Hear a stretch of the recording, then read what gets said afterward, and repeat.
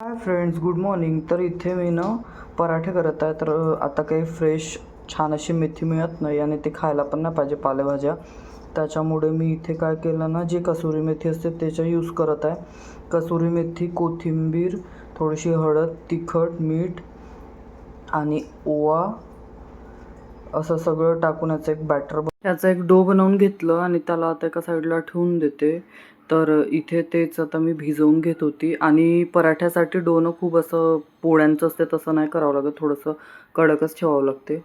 तर इथे पीठ भिजवून घेतलं, त्याला थोडं 5-10 मिनटं रेस्टसाठी ठेवते आणि मग पराठे करायला घेते. मग इथे मस्त असं पीठ मुरलं होतं, त्याच्यानंतर इथे पराठा करून घेतला, बघू शकता.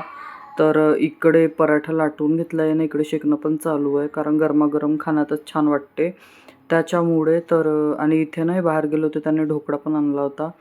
तर इथे बसले होते दोघे बाप लेकं, तर मग यांना इथेच गरमागरम देत होते.